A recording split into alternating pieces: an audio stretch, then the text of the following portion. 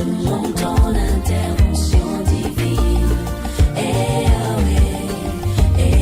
Maman Nangaye, du nouveau à Kinshasa, place Yassur, des amoko na immeuble Emma, des arabes normes, standard, international, et Goyamba, Batunyoso, en famille, en couple, salon VIP.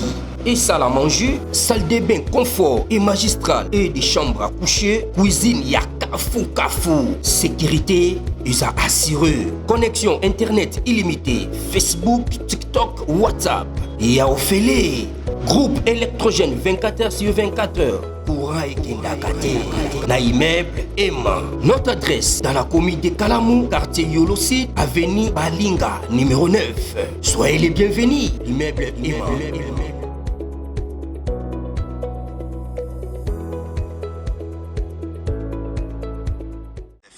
La réponse à cette question est pourquoi Joseph Kabila dépêche ses hommes à Washington en catimini.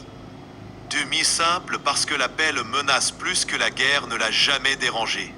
Alors que les États-Unis pilotent un processus inédit visant à échanger sécurité contre minerais, avec en ligne de mire une paix durable dans l'est de la République démocratique du Congo, Joseph Kabila voit se refermer la parenthèse d'une influence qu'il exerçait en coulisses au prix du sang et de l'opacité. La présence simultanée à Washington de Moïse Katumbi, opposant déclaré de Félix Tshisekedi, et de Kikaya Binkaroubi, émissaire de l'ancien régime, alimente les spéculations sur une alliance de circonstances. Mais la manœuvre paraît tardive. En s'invitant dans une négociation où Kabila n'a plus de rôle légitime, ces hommes tentent un dernier coup de bluff diplomatique dans l'espoir de torpiller une refondation sécuritaire qui pourrait définitivement fermer le robinet de la rente de la guerre. Car c'est bien cette paix-là, adossée à des garanties américaines, qui menace les intérêts les plus obscurs de l'ancien régime. En diplomatie comme en politique, les déplacements secrets en disent souvent long. L'ancien président joue ses dernières cartes dans l'ombre, non pour le salut du pays, mais pour préserver les ruines d'un empire personnel bâti sur l'instabilité. Alors que Kinshasa et Kigali négocient sous l'égide des États-Unis un ambitieux accord sécurité contre minerais, la diplomatie parallèle de Joseph Kabila se déploie dans l'ombre. L'ancien président, accusé de trahison et soupçonné de pactiser avec la rébellion soutenue par le Rwanda, tente de préserver ses réseaux et son influence. Un jeu dangereux au relent de duplicité. Le retour de Joseph Kabila par Goma, ville sous contrôle du M23 et de l'armée rwandaise, n'avait rien d'un simple geste politique. C'était un signal, une prise de position. L'ancien chef de l'État ne cherche plus à dissimuler ses accointances avec une région plongée dans la violence depuis 2 décennies.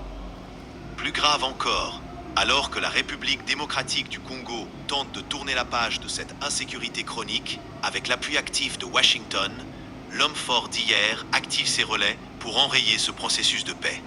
La présence discrète mais significative de Kikaya Binkaroubi, l'un de ses plus proches collaborateurs, à Washington DC, en dit long sur la stratégie parallèle de l'ancien régime.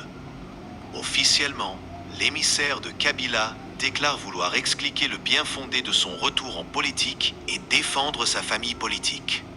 En réalité, tout indique une tentative de torpillage diplomatique du rapprochement en cours entre Kinshasa et les États-Unis, dans le cadre d'un accord visant à échanger stabilité régionale contre accès sécurisé aux ressources stratégiques. Car si les États-Unis s'impliquent aujourd'hui directement pour forcer Kigali à cesser son soutien aux rebelles et garantir la paix à l'Est, en contrepartie d'une coopération accrue sur les chaînes d'approvisionnement critiques, la manœuvre fragilise les anciens réseaux de prédation qui ont prospéré sur le chaos. Et Joseph Kabila, plus que quiconque, incarne cette thèse de duplicité géopolitique, où les intérêts miniers personnels s'imbriquaient avec des compromissions sécuritaires de plus en plus visibles. Des paiements occultes au Rwanda. Les révélations récentes de Jean-Pierre Bemba, confirmées par l'ancien vice-ministre sous Kabila, Willy Michiki, sur les versements mensuels de 66 millions de dollars opérés par le régime Kabila au Rwanda, en dehors de tout circuit bancaire officiel, prennent ici tout leur sens. Ce n'est plus seulement une rumeur, c'est un fait corroboré, un indice solide d'un pacte secret entre le régime Kabila et Kigali, dont le but semblait moins être la paix que la perpétuation d'un désordre profitable à certains. Kabila aurait ainsi sciemment pérennisé la violence dans l'Est, permettant au Rwanda d'y maintenir une influence militaire et économique en échange de concessions tacites ou d'avantages personnels.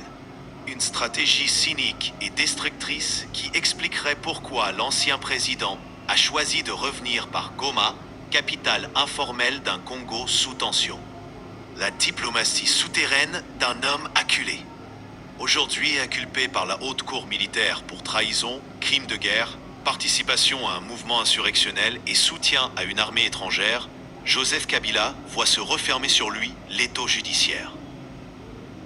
Son patrimoine est en voie de confiscation, un mandat d'arrêt international serait en préparation et sa garde rapprochée, désormais composée d'ex-combattants rebelles et de soldats rwandais, ne fait qu'aggraver les soupçons.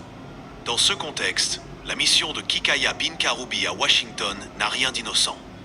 Il s'agit de sauver ce qui peut l'être, de plaider une cause déjà condamnée ou de négocier une forme d'immunité tacite. Mais la conjoncture internationale a changé. Les États-Unis ne misent plus sur les figures de l'ancien régime, mais sur la stabilité d'un partenaire institutionnel, incarné, malgré ses propres limites, par Félix Tshisekedi.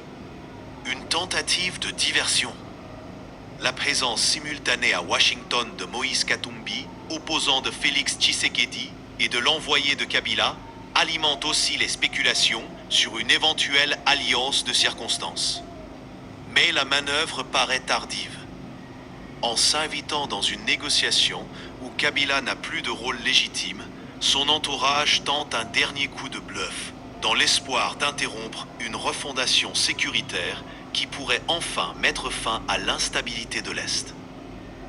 Or, c'est précisément cette paix-là, adossée à des garanties économiques et politiques américaines, qui menace les intérêts occultes de l'ancien régime. Kabila est aujourd'hui cerné, non par des adversaires politiques seulement, mais par les faits. Et son activisme diplomatique désespéré, mené dans l'ombre d'un processus de paix inédit, révèle surtout ce que fut sa gouvernance.